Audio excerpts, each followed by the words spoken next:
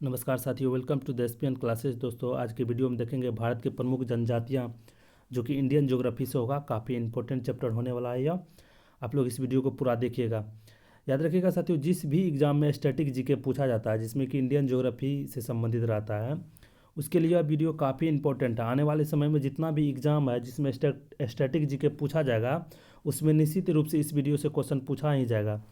इसके अलावा कुछ स्टूडेंट मैसेज किए थे, सर फायरमैन के लिए अलग से क्लास कराइए। फायरमैन के लिए याद रखिएगा, फायरमैन में भी या कोई भी एग्जाम जहाँ स्टैटिक जीके पूछा जाता है, उस सभी के लिए यह वीडियो इंपॉर्टेंट है। इसके अलावा जितना भी स्टैटिक का वीडियो डाला गया है, जो कि आप लोग को प्ले लिस्ट में मिल जाएगा, वो वीडियो भी आप लोग ज़रूर देखिएगा। निश्चित रूप से जितना भी एग्जाम में स्टैटिक जीके पूछा जाता है, वहाँ एक इस वीडियो से क्वेश्चन आएगा ही।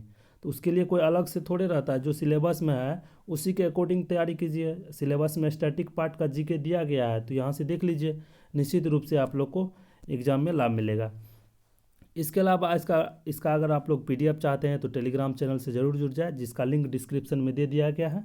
इसके अलावा अन्य जितना भी सोशल मीडिया प्लेटफॉर्म है, सभी का लिंक डिस्क्रिप्शन में है, ज़रूर आप लोग वहाँ से जुड़ सकते हैं। इसके अलावा जो भी इस चैनल पर नए हैं, कृपया चैनल को ज़रूर सब्सक्राइब कर ले, ताकि इसी तरह का कंटेंट ओरिएंटेड वीडियो इस चैनल पर डाला जाता है, जो कि आप लोग के एग्ज़ाम के समय में निश्चित रूप से आप लोग के यहाँ से क्वेश्चन आएगा।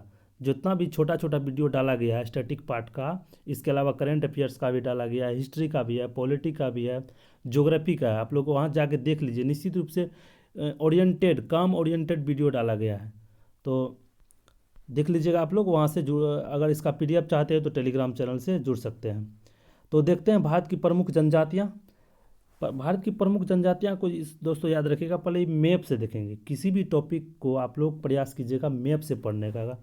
अगर मैप से पढ़िएगा, अगर मैप से याद रहेगा, मैप से अगर क्लास कीजिएगा, तो निश्चित रूप से मैप से अगर पढ़िएगा तो लास्ट टाइम में, एग्ज़ाम के लास्ट टाइम में याद रहता है।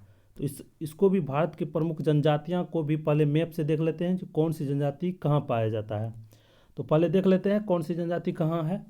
ऊपर से देख लीजिए, नॉर्थ से, उत्तर में पहला देख लीजिए जम्मू कश्मीर। जम्मू कश्मीर में पहला जनजाति है गुर्जर, जो कि मुस्लिम जनजाति है, काफ़ी इंपॉर्टेंट है। उसके नीचे में हिमाचल प्रदेश है, देख लीजिए गद्दी, बकरवाल, जद्दा, किच्चौड़। उत्तराखंड का देख लीजिए थारू, बुक्सा, भोटिया और जौनसारी। इसी तरह सिक्किम का देख लीजिए लेपचा।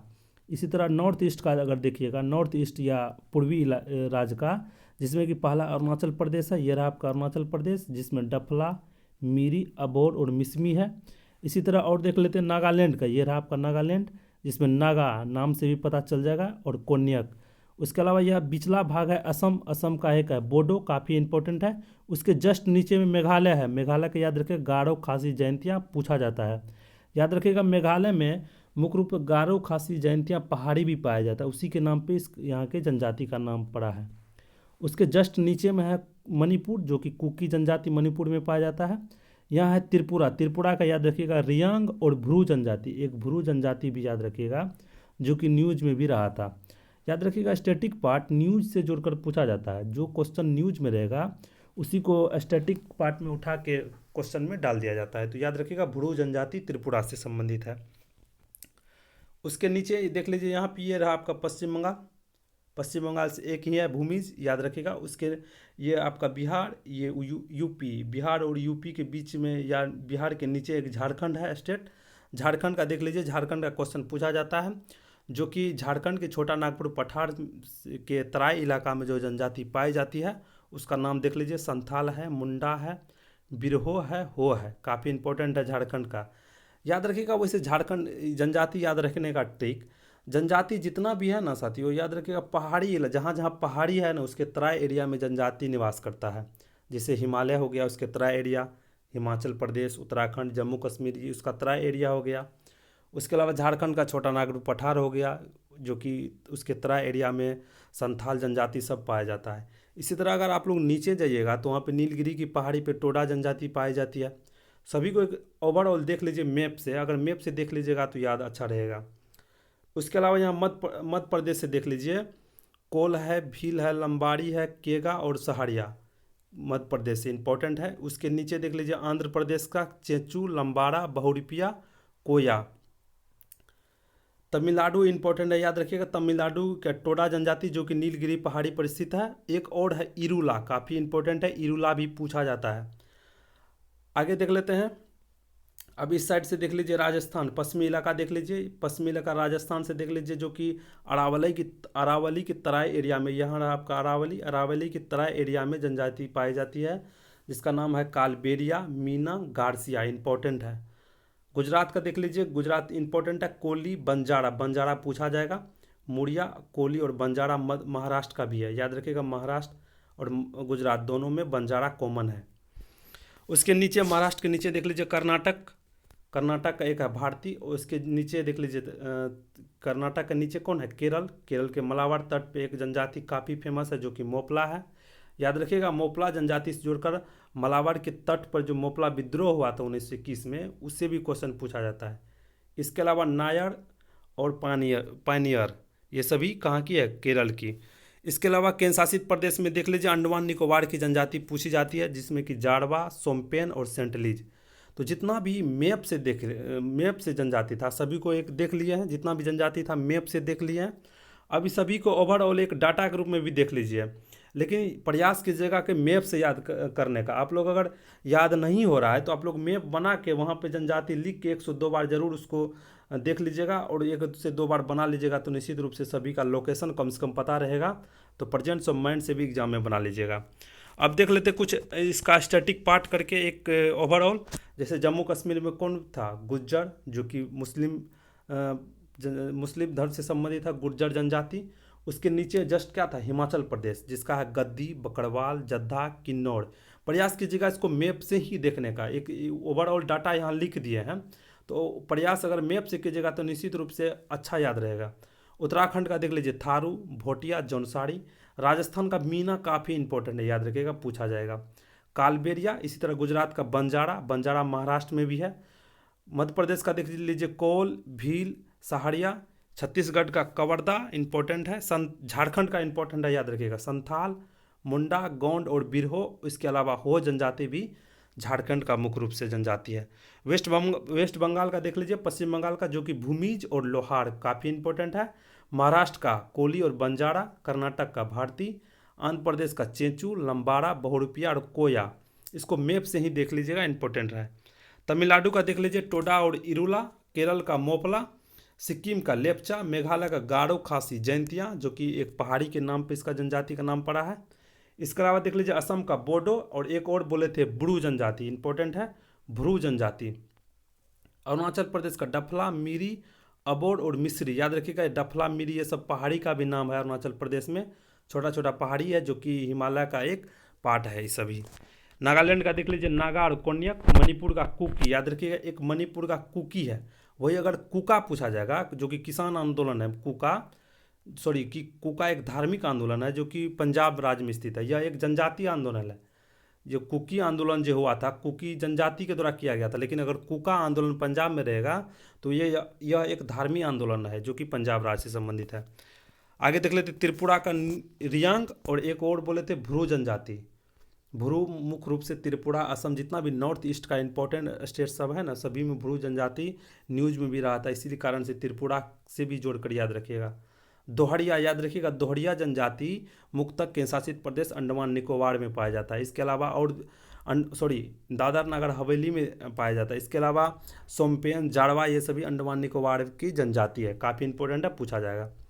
कुछ नोट्स में देख लीजिए चकमा जनजाति से। चकमा जनजाति याद रखिएगा, मुख्यतः पूर्वोत्तर भारत में मिलता है, जो कि बांग्लादेश के शरणार्थी है। बांग्लादेश में जितना भी शरणार्थी पूर्वोत्तर भारत में निवास करता है वह चकमा जनजाति से संबंधित है। तो जितना इंपॉर्टेंट था जनजाति, एक ओवरऑल डाटा और मैप से सभी को देख लिए हैं। इससे संबंधित कुछ इंपॉर्टेंट आगे फैक्ट है, उस सभी को देख लेते हैं।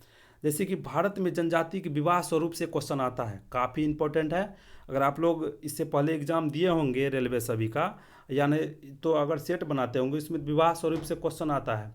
जैसे कि प्रेत विवाह न्यूर जनजाति से है, परीक्षण विवाह भील जनजाति से, राजी खुशी विवाह याद रखिएगा हो जनजाति से, जो कि झारखंड की जनजाति है, इंपॉर्टेंट है। हरण विवाह गोंड जनजाति से, परिवीक्षा विवाह कुकी जनजाति से, चुटकुटिया विवाह जो कि थारू जनजाति से है। सभी को एक ओवरऑल याद रखिए, इस सभी को एग्जाम भर ही याद रखना है, बार बार इसको देखिएगा तो याद हो जाएगा।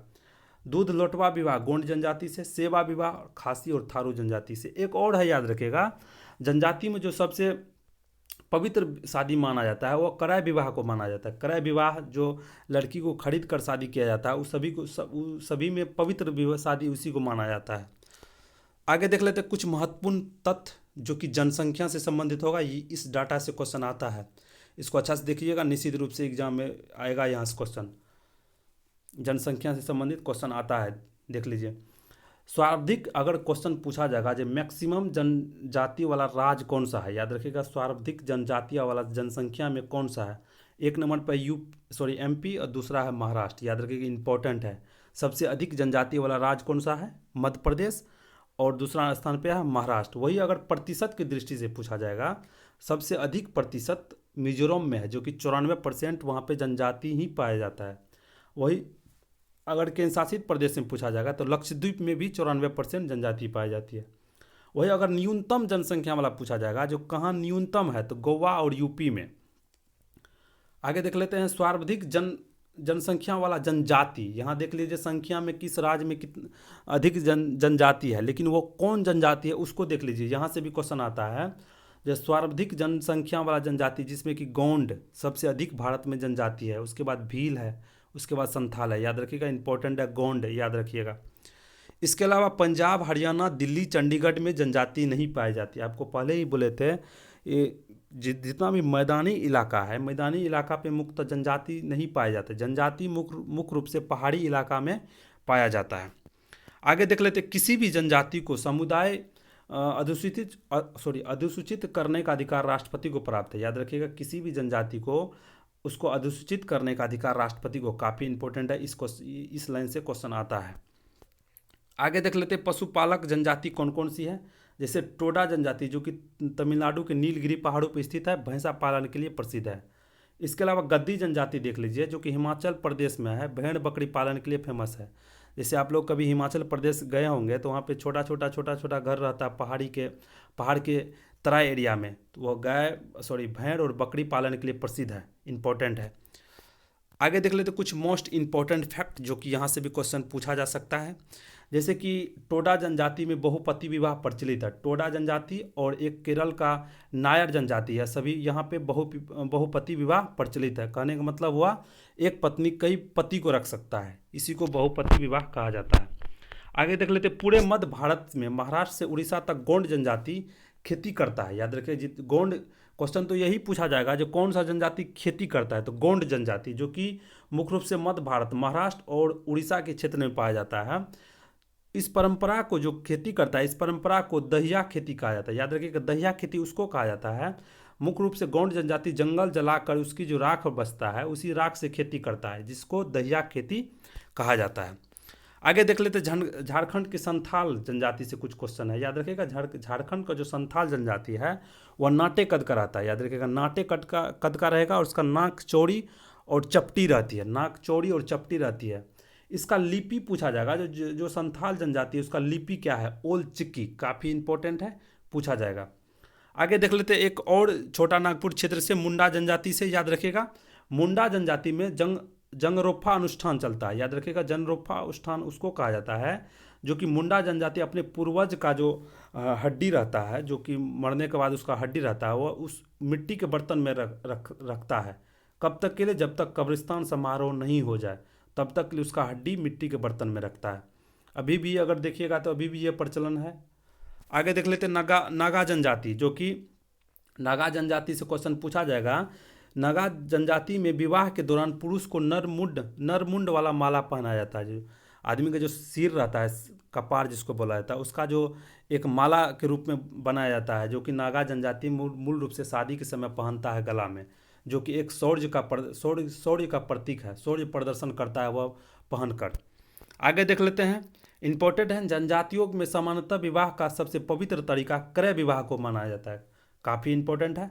आगे देख लेते हैं सरहुल से। याद रखिएगा, वैसे क्वेश्चन ओवरऑल यही पूछा जाता है, तो जनजाति का सबसे प्रमुख त्यौहार कौन सा है, तो सरहुल त्यौहार। अगर उसमें डिटेल पूछा जाएगा तो वह मुंडा लोगों के लिए सरहुल है, लेकिन ओवरऑल भी क्वेश्चन पूछा जाता है, जो जनजाति का सबसे प्रमुख त्यौहार कौन सा है, तो सरहुल त्यौहार।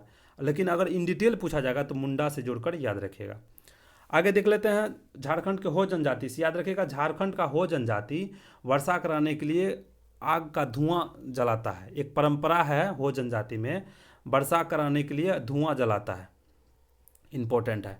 आगे देख लेते हैं, एक ये क्वेश्चन भी इंपॉर्टेंट है। थारू जनजाति, याद रखिएगा, दीपावली को शोक पर्व के रूप में मनाया जाता है। जैसे अपने लोग दीपावली को हर्षोल्लास से मनाते हैं, लेकिन वही थारू जनजाति का लोग जो है उसको शोक पर्व के रूप में मनाता है, जो कि नैनीताल से गोरखपुर के तराई इलाका में यह थारू जनजाति निवास करता है। काफ़ी इंपॉर्टेंट है, पूछा जाएगा क्वेश्चन ये। आगे देख लेते हैं, ठक्कर बापा को आदिवासियों का मसीहा कहा जाता है। काफ़ी इंपॉर्टेंट है, ठक्कर बापा से जोड़कर याद रखिएगा, आदिवासियों का मसीहा। आगे है, अफ्रीका को जनजातियों का महाद्वीप कहा जाता है। इंपॉर्टेंट है यह लाइन, काफ़ी इंपॉर्टेंट है, याद रखिएगा। अफ्रीका महाद्वीप जो है, जिसको जनजातियों का महाद्वीप कहा जाता है, अभी भी अगर वहाँ देखिएगा तो जनजाति के रूप में भी वहाँ निवास करता है। रवांडा, युगांडा सब यही, अगर यहाँ देखिएगा तो वैसे भी मानव जनजाति का परंपरा अफ्रीका महाद्वीप से ही माना जाता है। जैसे नील नदी की सभ्यता हो गया, मेसोपोटामिया की सभ्यता होगा, यहीं से ही मानव सभ्यता का जन्म माना जाता है। तो आगे देख लेते हैं, जितना भी इंपॉर्टेंट फैक्ट था जनजाति से संबंधित सभी को एक जगह करके देख लिया। आगे देख लेते हैं, भारत में प्रजातियों का आने का क्रम। याद रखिएगा, इंपॉर्टेंट है, क्वेश्चन पूछा जाएगा, जो भारत में कौन सा जनजाति पहले और कौन बाद में आया। काफ़ी इंपॉर्टेंट, इसका लाइन याद रखिएगा। लाइन उसका क्रम में देख लीजिए, निग्रो जनजाति, उसके बाद प्रोटो स्ट्रेट जनजाति, भूमध्य सागरीय जनजाति और नोटरिक जनजाति। पहला भी 9 है, लास्ट भी 9 है। याद रखिएगा, निग्रो पहली जनजाति है जो भारत में आया था, लास्ट जनजाति है नोटरिक जो कि भारत में आया था। उस बीच में प्रोटो स्ट्रेट और भूमध्य सागरीय, याद रखिएगा, भूमध्य सागरीय।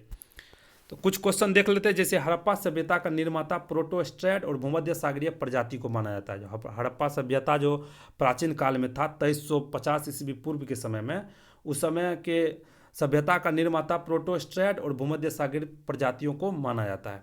इसी तरह निग्रो जनजाति मूलतः केरल और अंडमान निकोबार द्वीप समूह में अभी भी वर्तमान में है, वहाँ पे निग्रो जनजाति।